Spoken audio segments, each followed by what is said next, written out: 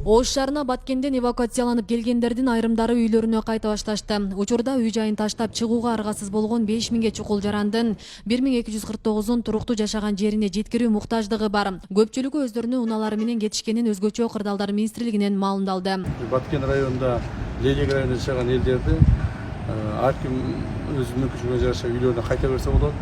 Эгерде кимдин мүмкүнчүлүгү жок болсо, же болбосо үйүнө кайтууга мүмкүнчүлүгү болсо, жергиликтүү бийлик органдары өзгөчө кырдаалдар министрлигине чогуу транспорт уюштуруп беребиз.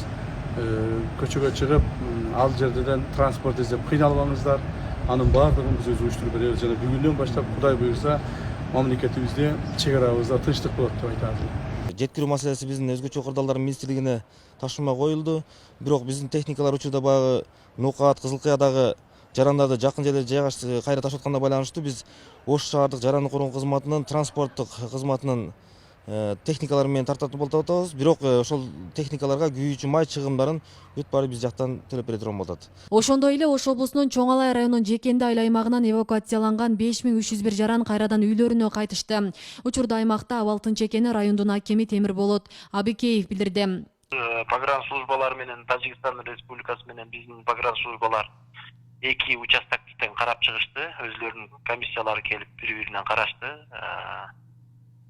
Абал туруктуу негизинен. Анан экинчиси эвакуацияланган адамдар барып өзүнүн жай турмушун улантышууда. Ал эми элдик штабтар өз ишин улантууда. Алар качан жабылары азырынча белгисиз. Ош шаарында түзүлгөн элдик штаб ушул күнгө чейин Баткен элине 200 тоннадан ашык жүк жөнөткөн. Топтолгон акчанын суммасы 2 миллиондон ашып, тиешелүү жакка которулуп берилген. Ошол кээ бир жеке адамдар деле ошолордун атын сатып, жолдоп, карып көтөрүп, же квартираларга кирип, Баткен элине жардам депчи. Ошон үчүн биз убагында аларга чара көрүп аттык, реакция кылып текшерип аткандык.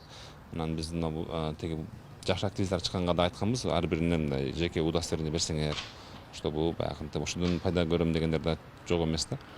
Бирок эми Кудайга шүгүр абал турукташты. Мен байкап атам, уже ал жердеги деле элдик штабка деле кайрылгандар азая баштады. Гуманитардык жардам алып келгендер деле азая баштады. Мен ойлойм, бул 2-3 күндө бул маселе уже өз ордуна түшөт. Ал эми жана үйү күйүп кеткендер боюнча, эч жерге барар жоктор боюнча аны дагы өзүнчө азыр карап атабыз.